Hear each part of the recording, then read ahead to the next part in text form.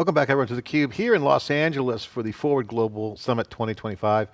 My name is John Furrier, host of theCUBE, and we are here as part of the think tank, I call it. All the best minds are here working on the hardest problems, but as a community, as a collaboration, it's a conference, great talks, journalism, democracy, all the discussions, climate change, you name it, is being discussed, but it's entrepreneurs, it's inventors, it's financiers, it's philanthropists, all working together in a community. And we got Martin Kotynek, who is the founding director of Media Forward Fund and a Knight Journalism Fellow, former editor-in-chief for multiple years, experienced journalist, now running a fund in Europe that's deploying capital to save journalism. One of the top topics here at the show. Martin, great to see you. Thanks for coming on. Thanks for having me. Well, congratulations on your new fund. Great to see you getting out from behind the digital desk or virtual desk, physical desk, from your job as editor and running newsrooms to changing the world in journalism. So thank you for doing that, and congratulations on your newly minted fund. I know there's more coming.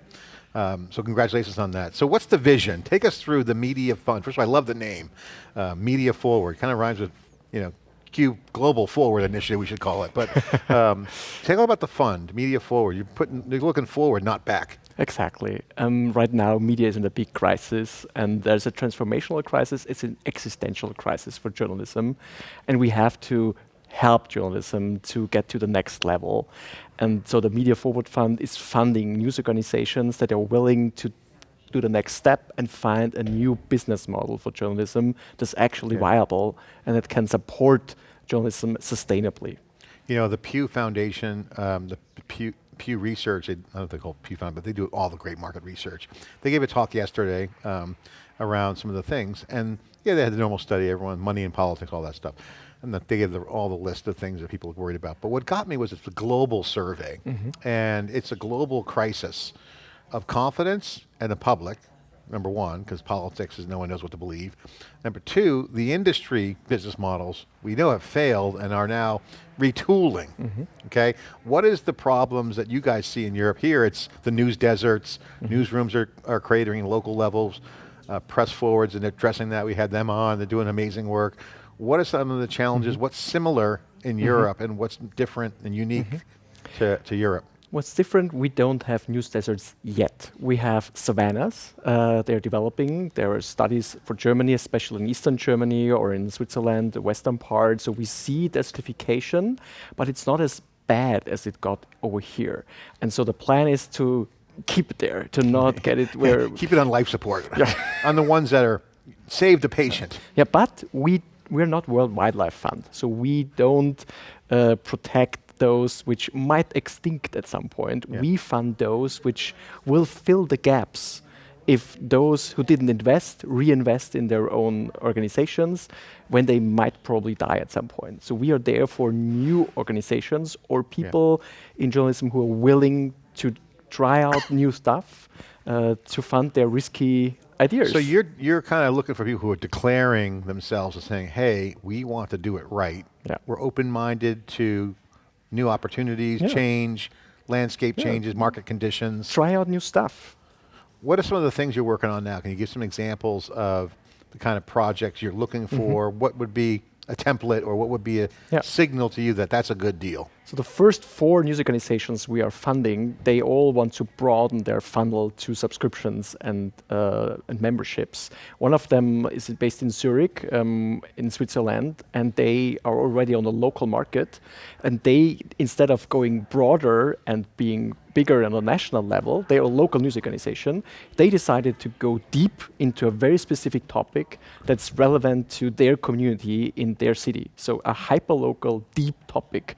And I don't know if this has been done before, but they are trying to be as relevant as possible for this community, and then of course get additional members. Talk about hyper-local, because I know that word's been kicked around. It's been kind of a buzzword. People use it as a cliche sometimes, but it means something.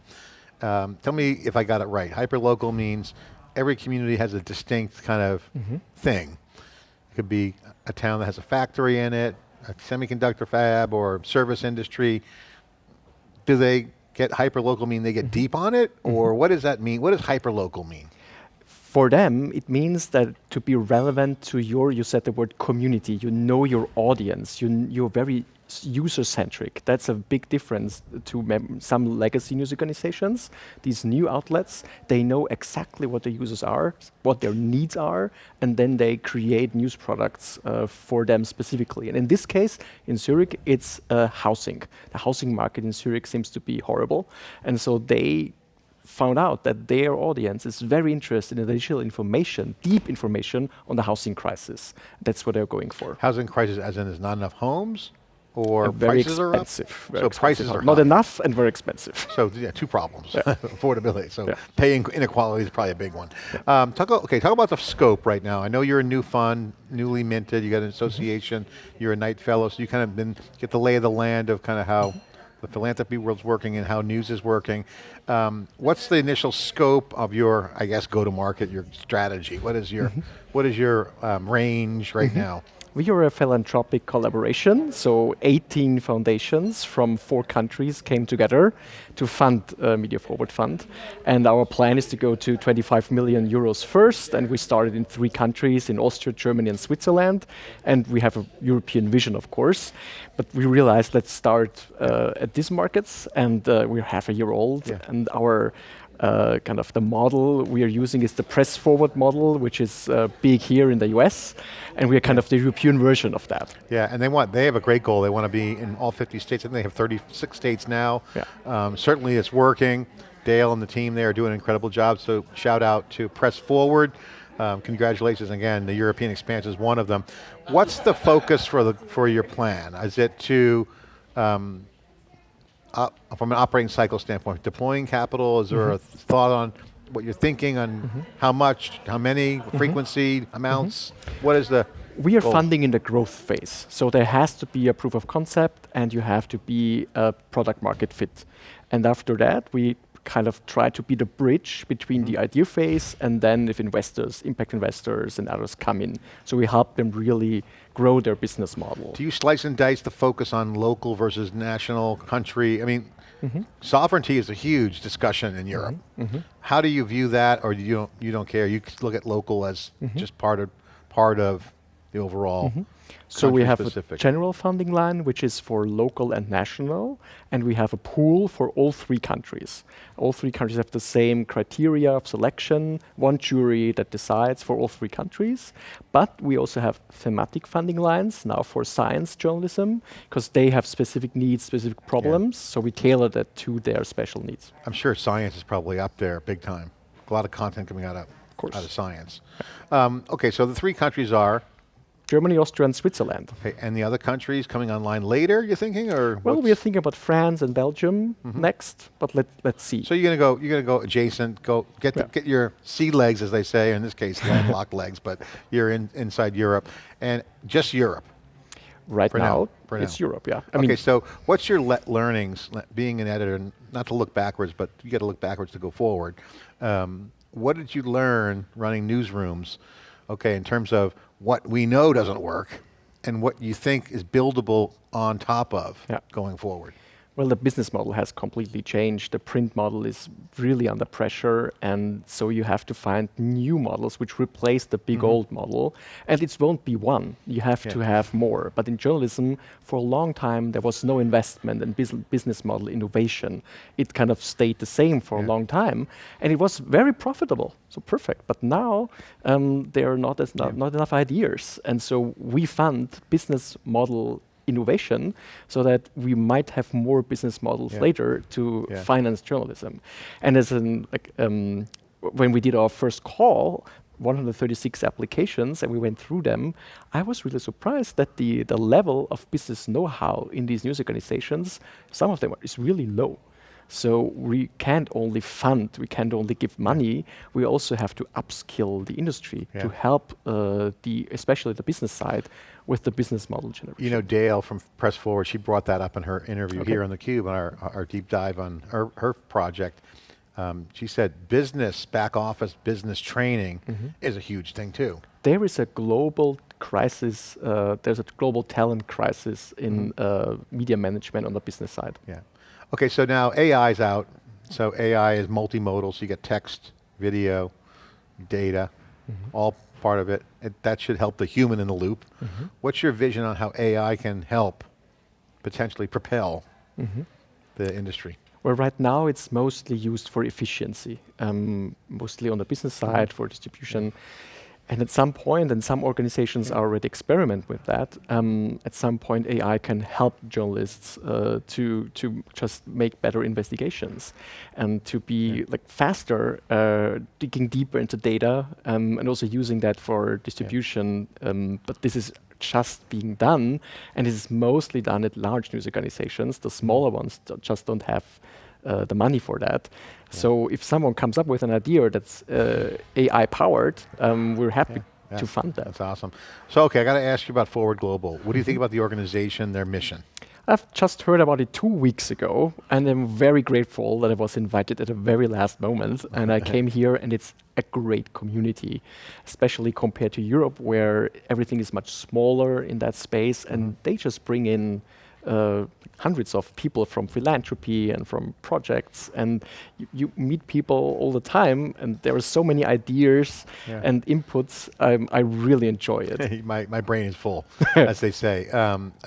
It's so great to get third-party perspectives outside of your focus area, because it opens up the mind to what's possible, but also this collaboration here. Is there anything that you've heard in the hallway conversations or meetings you've had or sessions that speaks to you and your mission? Obviously, news and journalism is top of mind, and democracy and is a big discussion point. It's a major pillar here. What have you heard? Is there any kind of cool news that are things that go, wow, okay, I'm on the right side here at least, or areas that you are concerned about, or areas you want to work on coming out of the event? It's very encouraging to see how many people here care for democracy and what to do about it, and that they see that journalism, especially local journalism, is one of the main pillars of democracy. I think someone called it journalists are the frontline workers of democracy, and to help them also helps democracy. And I've spoken to many people here who are willing to do that via Press Forward, or if they want to have global impact, Press Forward and Media Forward Fund. That's very encouraging, of course. Yeah, I can tell you from our SiliconANGLE perspective, had our heads down for 15 years, one thing that I learned was this reaffirmed my vision and our team's vision that talent, journalists, reporters, investigative news are super valuable, and we see a comeback to truth and the value that people are weighing on that. The surveys all show that the audience wants that bad. They don't want to see the Substacks, although they're emerging. I call it a homeless crisis because, you know, why stand alone in a silo when you can be part of a platform? So I think you're going to see journalism come back. Now the question is, where's the business model, which everyone's working on? Your thoughts, general thoughts on where the puck could be, skating to where the puck might go. What's your thoughts on business model outside of, say, subscriptions? Subscriptions are great for premium services, we've seen that, but you know, open source content, which we believe is going to happen, might change it, but the audiences want the quality, okay, and you got to pay for it. Right now we see this kind of magic triangle of events, podcasts, and newsletters. And if you have an audience and you know it and their needs, then you can really you can provide for the newsroom. It's a decent money, but you really have to execute it in a really good way, and you have to find the golden triangle. Yeah, we see that in many applications. That seems to be one where you can go, but it won't be one business model. We can't replace the print business model with just another one big business model. You need more revenue streams. And so we see events. One of our grantees does live theater. Others use social and other means for that. So you have to just broaden your funnel. Yeah, well, we got lucky with theCUBE. We go to all the events, been doing it for 15 years. That's what the community is too, by the way. I think community will be a big thing. Civic-minded people, Press Forward, kind of crack the code on this, in my opinion. Again, another shout out to them, where they're starting to see evidence that the user-generated participation into the production system is actually valuable. Absolutely. Your thoughts on that? You agree? We see that news organizations that focus on the users and who have a back channel to their reporting, that they are winning. Yeah, awesome. Final question. What's your goals for the year? what do you hope to accomplish this year? We want to find really good grantees. So we just started our second call, and we also realized that we need this upskilling program for the industry. We want to roll that out to everyone who's potentially fundable. And also we want to go to 25 million euros. And you can collect money from philanthropy. You have a vehicle for that. That's the fund. Yes, it's a non-profit. It's also registered in the US. It has an equivalency determination. So we are set up. Martin, great to have you on theCUBE. Thank you. Looking forward to partnering with you. If you're a philanthropist out there, donate to the Forward Fund, Media Fund. Great initiative, of course. There's a lot going on to get involved in. Looking at the innovators, the ones that are leaning in to the change. Even though it might feel like we're swimming upstream, the tide will turn. Martin, great to have you on. Thanks for watching theCUBE. I'm John Furrier, bringing all the action here at Forward Global to you. All the innovators, the thinkers, the donors, everyone's getting together to solve the problems in an integrated communal way. Of course, we're bringing you all the data. Thanks for watching.